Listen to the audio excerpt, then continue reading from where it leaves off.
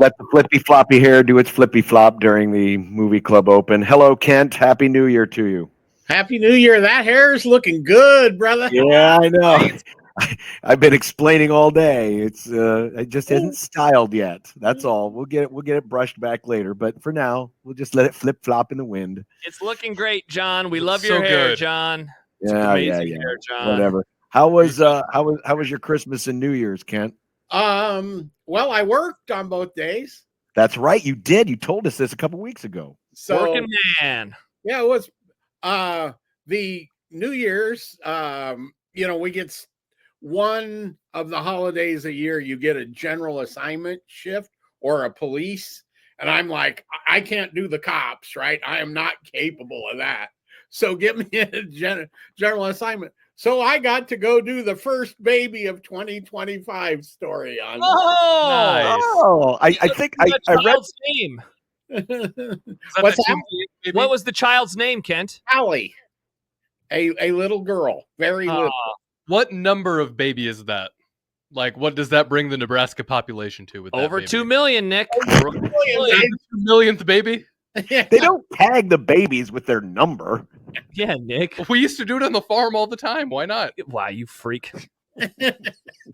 Unbelievable. How else are you gonna know? Well, this was speaking of Nebraska. This I was movie. speaking of Iowa, actually. Well, you were speaking of Nebraska, but Kent was speaking. We were speaking of the first baby born in Nebraska in 2025. Our movie this week has roots, and that's what we call it here in this Cornhusker State. We call it roots. Mm-hmm. It has its roots in Nebraska. It is Snack Shack, and it is streaming right now on Amazon. Nick, I believe this was your pick. It No, was this not. was my pick. Oh, yours. I'm sorry, Josh's pick. I'm sorry. I don't know. Like, I was going to say, is this a coming-of-age film? And Wikipedia says that it's a coming-of-age comedy, so I guess it is a coming-of-age comedy. It's essentially set over the course of a few months in the summertime in Nebraska City as two very, very good friends, as they have many ways to make money in very quick ways. They buy a snack shack at a local pool, and they decide to run this together, all while both essentially falling for the same girl who is in town because she is a military brat and her dad is working out of Offutt, which, of course, as people who are listening to the show know, is not that far away from Nebraska City. There's also a family friend whose son served in the military and he is back in America. And he is obviously older than the main characters and is kind of showing them the waves and is there to kind of help them as they fight off various bullies. I mean, it's very much a typical movie in the sense of like, hey, it's teenagers doing teenage things. What I think sets it apart, Kent, and I'm curious to hear your thoughts because you gave none of them 2 weeks ago when we set this up. The dialogue is very quick.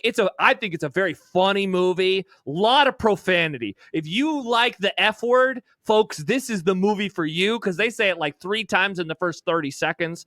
It's a very quick movie.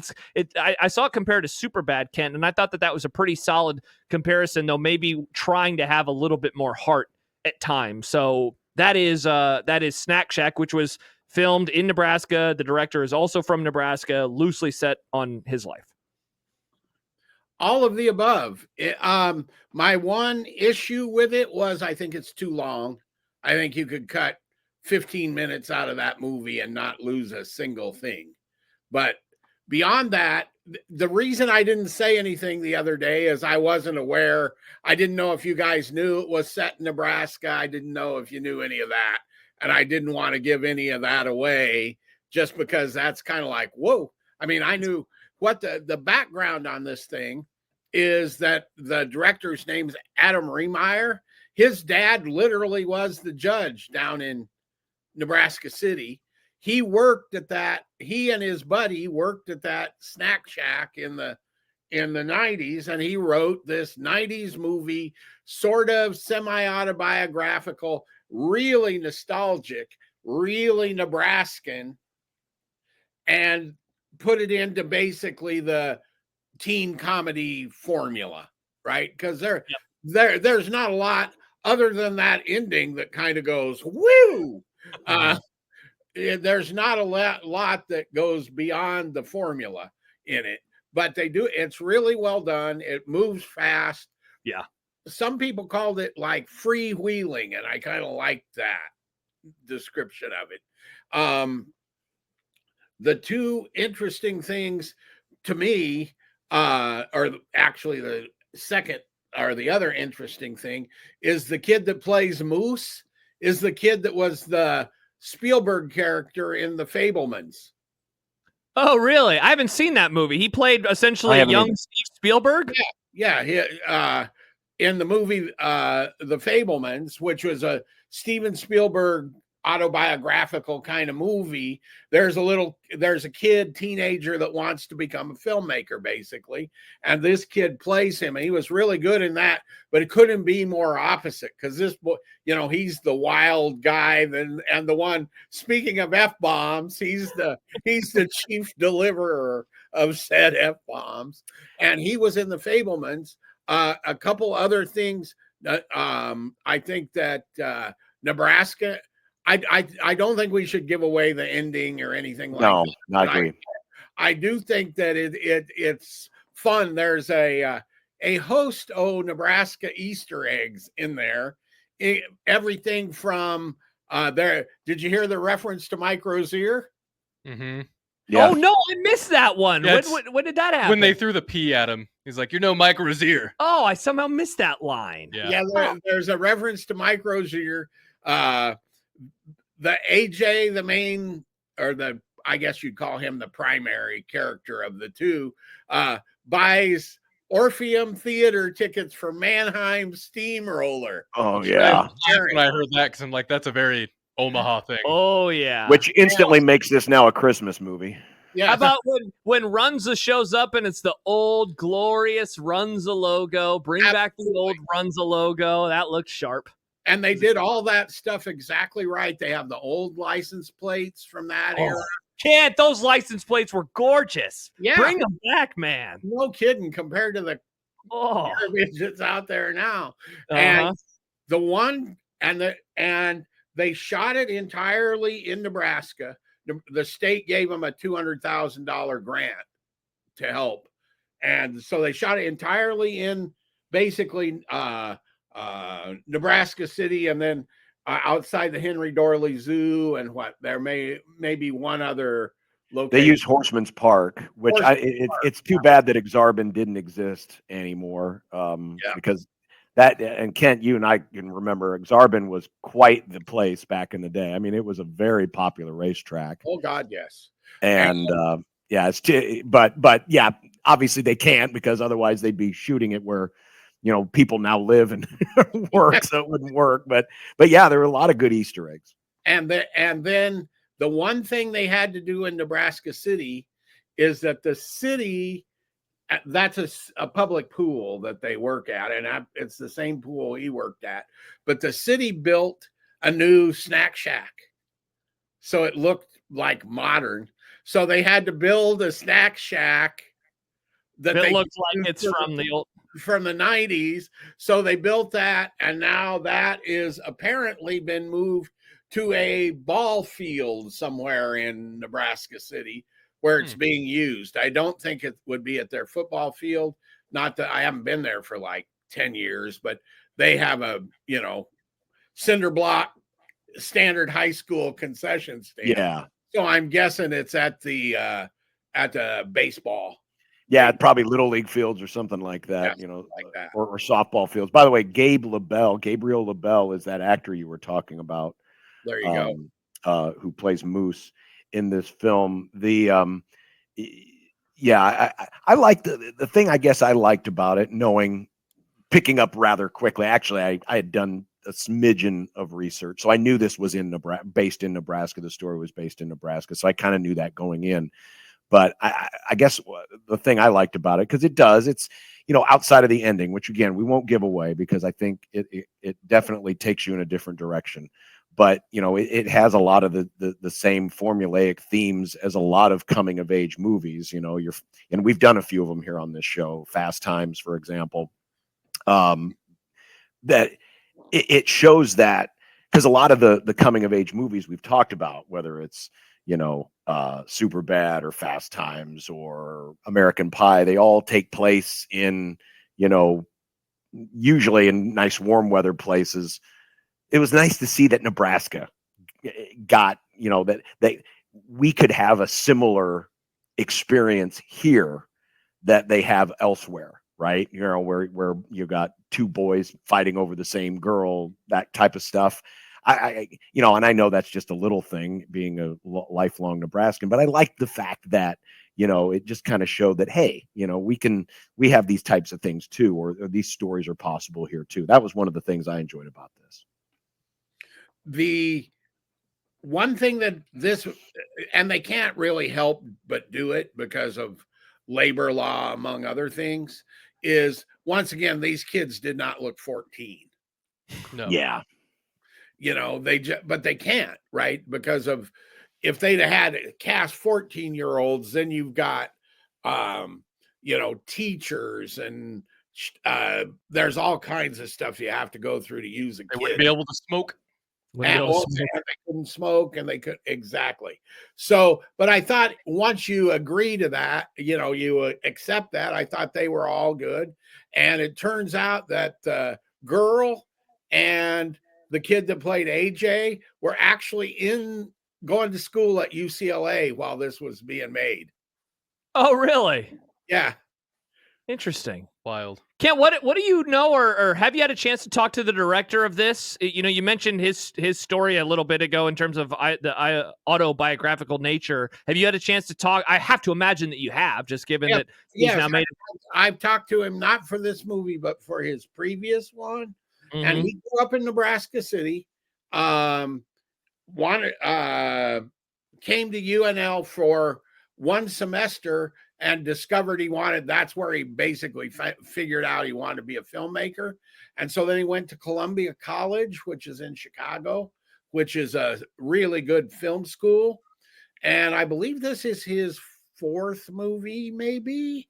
And yes, the previous one, is someone there on the Wikipedia? Yes, I got it, Kim. What's his previous movie? Dinner in America. That was very, very well received, sort of indie movie that got a lot of attention for him. And I think it's how he was able to get this movie made, which was distributed briefly theatrically, Paramount under the Republic label, which is a major studio release then. But then I think it played maybe for 3 weeks here or a month here in Omaha, Nebraska City, I don't know where else, and then went to streaming. Yeah, because I'd be really curious as to what it was about going back into his youth, or, again, this is not, it's fictionalized as well, but like why this was the project that he wanted to tackle next. So it's a very fun story. I very highly recommend it. I think it's a fun 2 hours to spend, but I wonder why this was the avenue he wanted to pursue next with his career. Well, what I know of that is this is also a very nostalgic movie for the 90s, right? Sure. Yeah.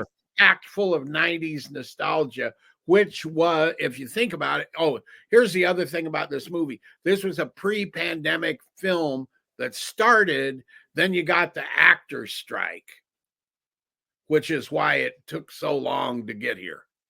Oh, so they filmed this before COVID? Well, they had started it before COVID. Oh, man. Then, yeah, I don't know if they actually filmed anything, but it was on the way to be filmed during the year that there was the actors' strike. So he couldn't do any filming. So that's why it took so many years for him. If you see Dinner, whenever that was, compared to this, it's like, why did it take so long? Well, that's why it took so long. Yeah, the COVID and the actors' strike in the middle of that. And if you think about it, that pre-COVID time was really when that sort of 90s nostalgia was almost at its peak. Yeah. Because you're at the age now where people who are really thinking fondly back on the 90s are making movies because they are of the age where they grew up. Like, we're only a few years away, Cam, from early 2000s movies becoming, in more of the mainstream. The 90s 30 years ago. Isn't that crazy? Well, You I'm know? trying to think. What did we have one? And I may have missed it because I was gone. But didn't we have? Wasn't there one where it was something from the early 2000s? Yes, we've already had one, and I can't remember what. Yeah, It I'm trying to remember what the name You're of it 100% was. right, but and I think that's part of why this was the movie that was made. And if it had come out 2 years ago, it would kind of still fit with that. You get what I'm? Yeah. Well, and I mean, it's such a fun era to go back to, Kent, because it's like the very edge of pre-cell phone. You know, it's like there's a couple of scenes, and I couldn't help but think of it, like where a character gets thrown in the water, and I'm like, oh, your pockets. But it's like, oh, they don't have to worry about that. It's 1991. You don't have to worry about pockets full of phones. But it's like, it's such a fun era because you're still just going out, knocking on doors, getting into trouble with your friend, and you don't have to, there's not the internet that's out there to mess things up for you. Yep. Agreed. Nick? By the way, Vic, before we get to you were going back to Adam Raymeyer's filmography. His very first film was called The Bunny Game. It has a very different theme than this one. I'll just leave it at that. Yeah. Let's just say it fits in more with what we were talking about during the crossover and the Steely Dan. Oh no! Nice. We'll just leave it at that and go from there. But Nick, go ahead. I love coming of age movies, and I love like period piece movies just because it's really cool to see like a slice of life, just kind of in a casual way of how people could have acted and how things could have been or could have looked. And with this guy obviously growing up in the area, he knew what things were like. I like seeing Midwestern representation in a movie like this, like exactly what John was saying, because it was a Nebraska small town, but I grew up in a small town in Iowa, and it was a similar kind of vibe. Not completely the same because it was the 2000s, but still. I think that some of it, what kind of not killed it for me, but what I didn't like as much about it is how in your face some of the Nebraska references were. Oh, it was very much like a get it, we're in Nebraska kind of thing. Like the very first shot with the Henry Dorley Zoo in the dome, which we had talked about earlier. And I get you have to do that as an establishing shot to be like, hey, we're in Omaha right now. But even other parts where, like when he and that guy are sitting in the tailgate of the truck eating runza, and he's like, how's that runza? It's like, yes, okay, I get it. Yeah, that could have been an Easter egg. Like, you could tell from the bag that it was clearly runza. Yeah. But you didn't have to like, oh, how's that runza? Or even that it's like, oh, he's no Mike Rozier. Like, that didn't sound... It didn't sound natural. It sounded more forced just to have like a Nebraska reference, just to keep reminding people this is Nebraska. And I'm sure for people who grew up in that time in Nebraska, it was really cool. You know, people like to see things that they grew up with that they know referenced in media. But for me, somebody who grew up in Iowa, I didn't care, and it felt more distracting because I liked the story. I liked the characters. But then whenever there was a very obvious, this is Nebraska kind of thing, it took me out of it just a little bit. I don't think it needed quite that many references. The Easter eggs would have been great. You know, that like the vending machine with the old Huskers logo on it that was just at the pool. That was awesome. I thought that was a really cool inclusion. But it just, when it wasn't beating you over the face with the fact that they were in Nebraska, I really liked. You want to know? So I bet that would not bother you if you didn't know all the stuff about Nebraska. It probably I was wouldn't. wondering the same, because it's like if I watch a movie that's set in California and they're like making all these California references that just go over my head, I don't care. Yeah, and I'm sure it wouldn't bother me. I'm not saying it wouldn't, but it, for somebody who didn't grow up in the era in Nebraska, it kind of killed a little bit of it for me. But even like with Dazed and Confused or other movies like this, I feel like they don't try to deeply reference like Austin, because Dazed and Confused, that was supposed to be in Austin, wasn't it? I honestly don't remember. They never went out of their way to say it was in Austin. That's if you want to look at what my high school days were like. Dazed and Confused is it. Hell yeah, sure. Kent. No, but I loved the movie and I loved the characters and how they interacted with each other. It was just the parts that took me out of it were just when they got to Nebraska about it. Wow. This is your now, Nick. Okay. We give you housing and clothes and food. That's fine. I didn't. I still don't. I didn't I wanna- invade Nebraska. before we wrap things up on this, I did want, and again, I'm not going to reveal what happens at the end, but I, a lot of this, all these coming of age movies have basically the same theme. There's usually a romantic theme. There's usually a conflict in there. I appreciated the swerve, if you will, and I would say it's kind of a double swerve for a couple of the storylines in it, just as a way to, just remind you, because not everything, gets, neatly packaged up and, everyone goes on to live happily ever after. I think it felt more like a real ending or a real life scenario than just your typical formulaic, here's act one, here's act two, here's act three, we wrap things up at the end. I appreciated it for that, because it was something, it's not something you necessarily see in a lot of these types of films. Oh, I agree. I think that's the stroke of originality in it, in fact. But I don't think we can really say much more than that. No, or it would ruin it. And I'm sure that some people have seen it, but not in. I'm hoping that in this case that people find out about this movie, because it's a movie I think people in Nebraska would really like to see. And I agree. Don't want to give it away too much, because then I hate that. Yep. And this wasn't like a blockbuster by any stretch of the imagination. So there you go. I'm glad we were able to bring a little light to it, because obviously, you can get on, and by the way, it's streaming on Amazon Prime. It's a lot of those things where if you're, especially during the holidays, as we all just got through, where you're just scanning, looking for things to see, and you might see it flash by in the millions of different, logos that go by on the screen, and you just kind of pass by it and don't think about it. I hope that at least through this conversation, that some of you will give it a shot and see what you think, because it does hit on a lot of things. And sure, despite what Nick says about hating our state as much as he does, I never said I hated Nebraska. I think a lot of folks in our audience will appreciate it, because it's I mean, we're not talking about complicated plots or anything like that. It's just a nice story. It's a very digestible movie. Also, the hot dogs and the stuff with the hot dogs was hilarious. Very, very, very funny. Very funny. Mm-hmm. Yeah. And that may have in fact come out of life experience. How about this too, from one of our listeners, Mr. Rick? My mom and my 6th grade teacher are in the movie. Oh, that is man. cool. So it obviously used a ton of locals when they were filming. Yeah, I could tell when they were at the meeting when they first got it in for the snack shack. When they gave up too much money. Yeah, that was all. The landing of that was very, very, very good. funny. By the way, just to confirm, John, you realize who his dad was, right? The main kid's dad.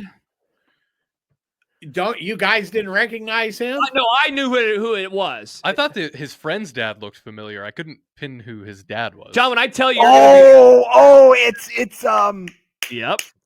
We had talked about the show earlier, Breaking Bad. Yes, what was his name? Both. He was in both of them. Yeah, he's Gail Bedecker. He was Gale. Gail Bedecker. Wow. He was also in The Wire season 5. His character sucked in The Wire season 5, but yeah, that is Gail Bedecker. He's different now with the beard. Very. Yeah. Yeah, that when I saw him actually, and because I watched the movie this spring, and that wasn't, it didn't occur to me or something, or I didn't remember. But when I'm watching it the other day, I'm like, wait a minute, who is that? Yep. I didn't completely, I don't think, recognize him because of the beard, and you don't expect to see him playing dad either, right? Yep. And he was such an eccentric in Breaking Bad. That was just like, yes, he was. It is. It's Gail Bedecker. Okay, now as soon as because I went back into Google, I was like, oh my, and I was trying to remember his name. There it is.